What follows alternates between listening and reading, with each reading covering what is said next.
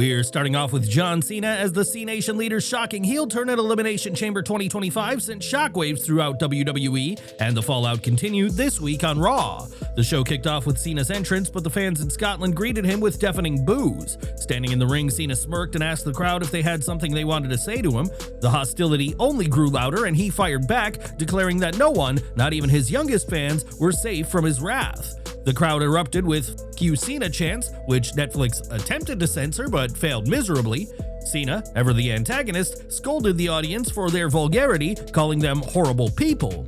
He then took a trip down memory lane, recalling the backlash he faced in 2005 when he introduced the Spinner WWE Championship, a design that became a hot-selling toy but wasn't embraced by traditionalists. Looking straight into the camera, Cena dropped a bombshell. He vowed to ruin wrestling by winning his record-breaking 17th world title and erasing Ric Flair's name from history. Cena clarified that his plan is to capture the undisputed WWE Championship and retire with it, leaving WWE without its top prize. Just then, Cody Rhodes' music hit and the crowd exploded. The champion confronted Cena, acknowledging this version of him might be the most dangerous yet. Rhodes, never one to back down, made an offer and placed his championship on the mat and loosened his tie, daring Cena to take the fight right there and then. Cena teased engagement but ultimately slid out of the ring, refusing to bite. Rhodes, unfazed, called him out, warning that he would walk away empty-handed now at WrestleMania and ultimately from WWE itself. Meanwhile, on the Busted Open 24/7 podcast, Tommy Dreamer speculated about Cena's retirement claims. WWE's already confirmed his last scheduled appearances, and Dreamer questioned whether Cena was spoiling his own fate by suggesting he'd leave if he won the WWE Championship.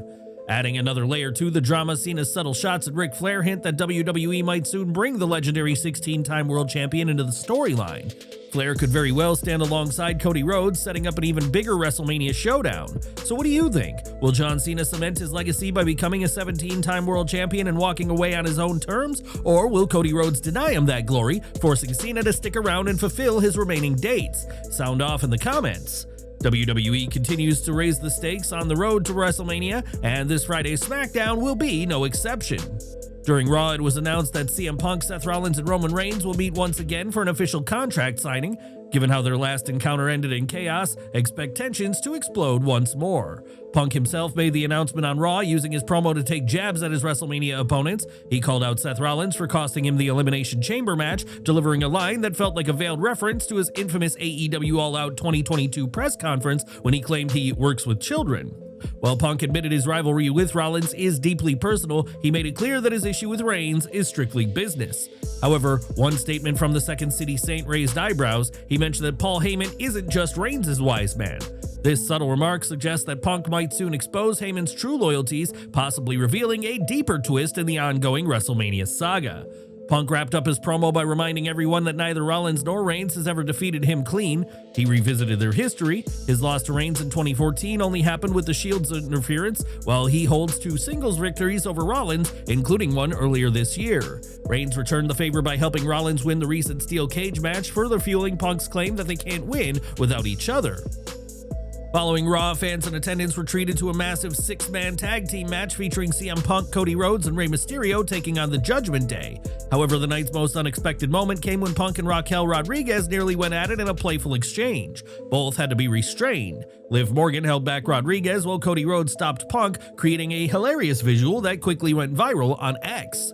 Adding to the night's comedic moments, Punk had a minor incident during his entrance. As he made his way to the ring, he hugged several fans, but one of them reached up and touched his hair. Punk immediately pulled away, visibly annoyed, and told the fan not to mess up his hair, a small but amusing interaction that had the crowd laughing. With the WrestleMania build-up intensifying, the dynamic between Punk, Rollins, and Reigns is reaching its boiling point. Will Friday's contract signing descend into another all-out brawl? And is Paul Heyman's loyalty to Reigns as rock solid as it seems? What are your thoughts on WWE's booking of this blockbuster feud? Drop your opinions in the comments below.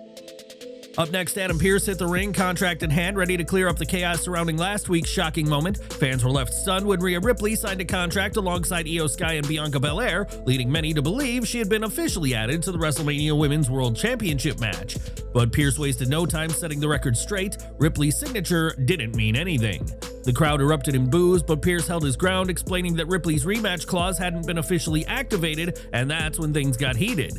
Io Sky stormed out first, making it clear she didn't care who her opponent was because, at the end of the day, she was still the champion.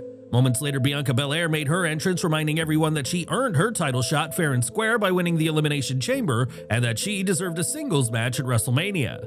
Then came Rhea Ripley, and she was in no mood to play games. She didn't care about the WrestleMania stakes. All she wanted was a rematch. Bianca wasn't backing down, essentially telling Rhea that if she wanted another shot, she'd have to wait until after WrestleMania. That comment didn't sit well with Io, who felt like she was being overlooked in all of this.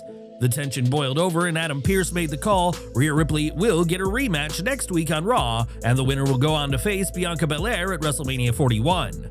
Just as Pearce tried to restore order, Io struck first, dropping Rhea with a DDT. The chaos exploded into a full-on brawl with all three women throwing hands as the crowd roared. Raw ended in absolute mayhem, one of the most intense segments in recent memory. Belair getting booed as she took out the other two superstars was a little surprising, but Sky being over as champion in every country is always great to see.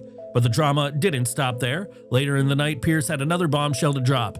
In a backstage segment, he announced that Bianca Belair will serve as the special guest referee for next week's Women's World Title rematch between Rhea Ripley and Io Sky. This move adds a whole new layer of unpredictability because Belair will literally be in control of who she faces at WrestleMania.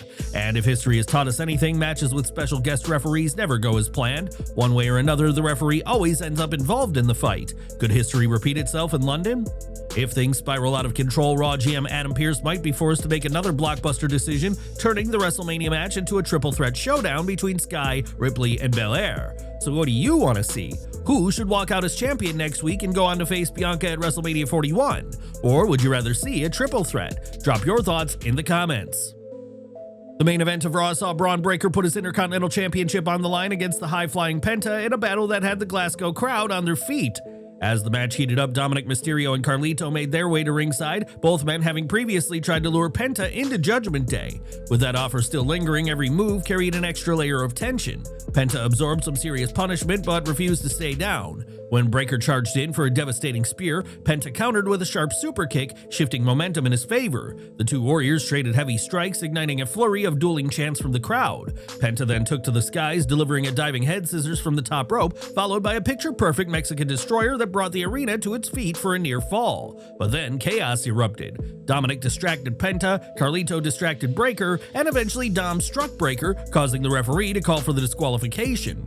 That's when the beatdown began. Finn Balor stormed the ring with a steel chair, cracking it over Breakker's back before handing it to Dominic to continue the assault. But the real turning point came seconds later. Dom handed the chair to Penta, offering him the ultimate test of loyalty. Penta took the chair, but instead of siding with Judgment Day, he blasted Dominic with a sickening shot before nailing him with a brutal super kick. The crowd exploded as Penta made one thing crystal clear: he's his own man. Unfortunately for him, that decision came at a cost. Judgment Day turned on Penta, unleashing a savage assault. Balor took out Breakker with another vicious chair shot before delivering a devastating coup de grace on Penta to close the show. In one night, Penta sent a message, but at what price? The Intercontinental title picture is about to get more interesting, as according to a new report from Fightful Select, WWE is planning a fatal four-way match for the Intercontinental Championship at WrestleMania 41. Bron Breakker, Penta, Finn Balor, and Dominic Mysterio are reportedly set to battle for the gold in what promises to be an absolute war. The report also suggests that Balor is on the verge of a major change, breaking away from the Judgment Day and turning face. What do you think about this explosive WrestleMania showdown? Will Bron Breakker retain his title? Can Penta finally break through? Or will it be Balor's time? Drop your thoughts in the comments below. This week on Raw, fans were treated to a mysterious hype video introducing the brand's newest superstar, El Grande Americano. But not everyone was excited about it. Backstage, Rey Mysterio and Dragon Lee were visibly frustrated, confronting Adam Pearce and questioning what was going on. Pearce explained that the video was meant to build anticipation for Raw's newest addition, El Grande Americano. Rey wasn't buying it, flat out stating it was just Chad Gable in a mask, but before things could escalate, Gable himself walked in, looking sickly and claiming innocence. To back up his story, Gable handed Pearce a doctor's note proving that he wasn't medically cleared to compete.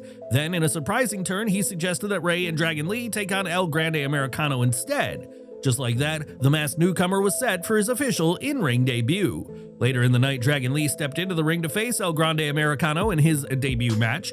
The masked superstar was billed as hailing from the Gulf of America, but the crowd wasn't exactly sold, offering little to no reaction as he made his entrance. Once the bell rang, however, things quickly picked up. The match kicked off with some slick amateur wrestling, showing off the masked man's technical skills. The two superstars battled through a commercial break, while Michael Cole and Pat McAfee kept hyping up the El Grande Americano gimmick.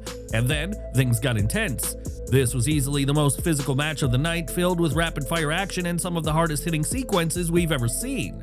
As the match neared its conclusion, the resemblance between El Grande Americano and Chad Gable became harder to ignore. The moveset, the style, it was all too familiar. Moments later, the masked man ripped off Dragon Lee's mask before locking in a brutal ankle lock. With his face exposed, Dragon Lee had no choice but to tap out while desperately trying to cover up. For El Grande Americano, this was a massive debut victory, but for Dragon Lee, it was a humiliating and unsettling moment, one that could have serious consequences moving forward. Sure, this storyline might lean into the ridiculous side of wrestling, but there's no denying that everyone involved is a world-class athlete capable of putting on some truly incredible matches.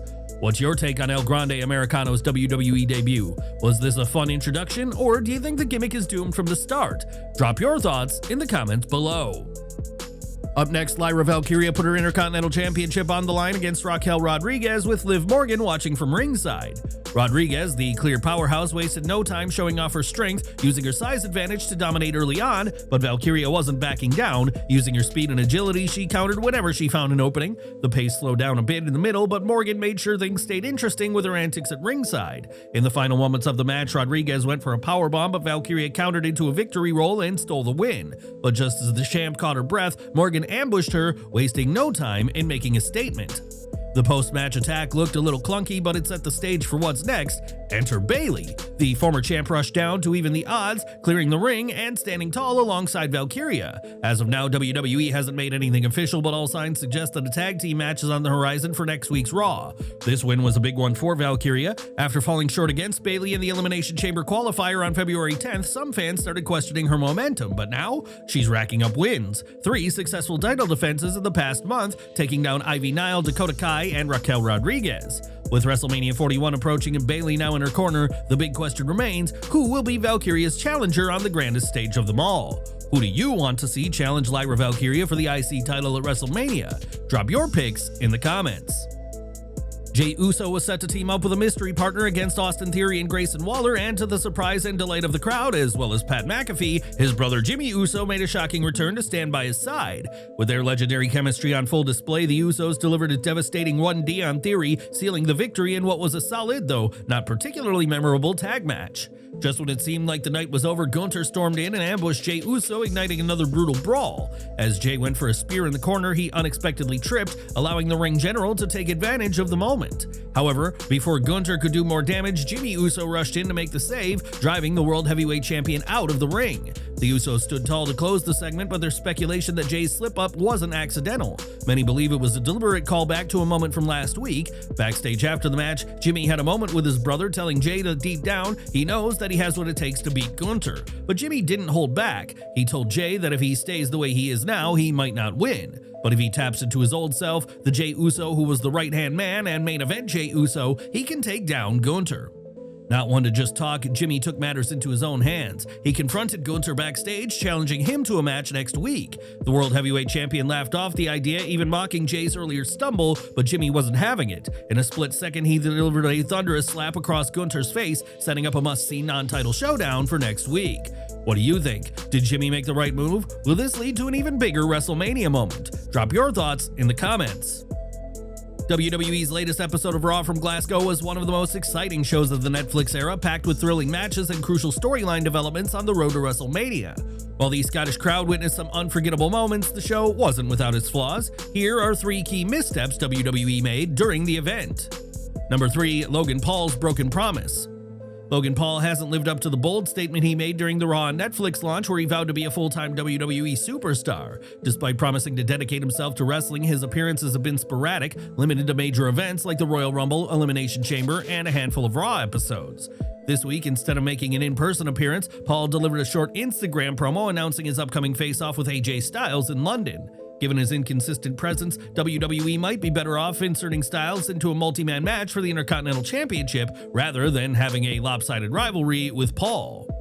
With WrestleMania approaching, Paul's lack of commitment is starting to hurt his credibility. WWE should reconsider his positioning if he's unable to meet the expectations he set for himself. Number 2, WWE overlooks its Scottish superstars. Whenever WWE travels to international locations, it usually highlights hometown talent to give the audience a more personal connection to the show.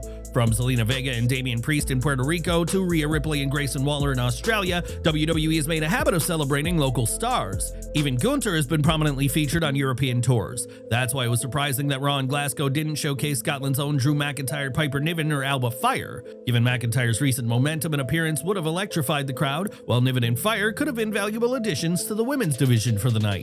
Failing to feature any Scottish talent was a missed opportunity to make this Raw feel special.